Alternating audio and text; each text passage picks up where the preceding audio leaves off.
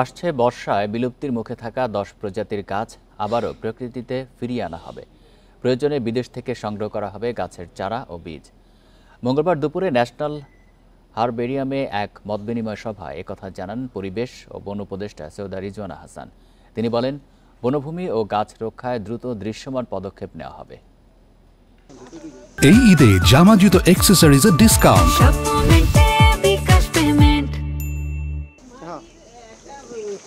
প্রকৃতি থেকে হারিয়ে গেছে তালিপাম, তবে গবেষণার নমুনা হিসেবে ন্যাশনাল হারবেরিয়ামে আছে ২টি।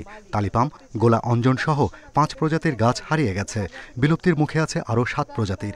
দেশের গাছ নিয়ে গবেষণাকারী প্রতিষ্ঠান ন্যাশনাল হারবেরিয়াম এই উদ্ভিদ সংরক্ষণে কাজ করছে। মঙ্গলবার বিকেলে পরিদর্শনে আসেন পরিবেশ ও বন উপদেষ্টা।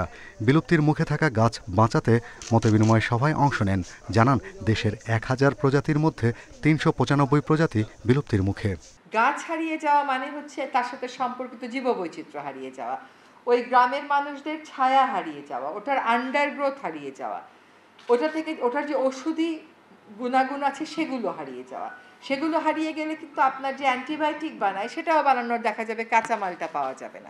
সভায় উপদেষ্টা জানান, আগামী বর্ষায় বিলুপ্ত ও ঝুঁকিতে থাকা গাছের মধ্যে ১০ প্রজাতির গাছ প্রকৃতিতে ফিরিয়ে আনতে নির্দেশ দেয়া হয়েছে। এই ক্রিটিক্যালি এন্ডেঞ্জার্ড ৭টার কতটা চারা আমাকে দিতে পারবেন বিশ্ব জীববৈচিত্র্য দিবস সেটা বলবেন। আর এক্সটিংক্টগুলো IUCN এর সাথে কথা বলে, যার সাথে কথা বলতে হয় সরকার পর্যায়ে কথা বলতে হলে আমরা এমবেসি পর্যায়ে কথা বলবো, এটা তো কোনো সমস্যা না, কিন্তু আমরা এগুলো আমাদের দেশে ফিরিয়ে আনবো। এখন আমরা হারিয়ে গেছি এই গল্প আর শুনতে চাই না, এখন আমরা ফিরিয়ে আনছি। মতবিনিময় সভায় উদ্ভিদ গবেষকেরা জানান, দেশে প্রায় ৪,০০০ প্রজাতির মধ্যে তথ্য আছে মাত্র ১,০০০ প্রজাতির।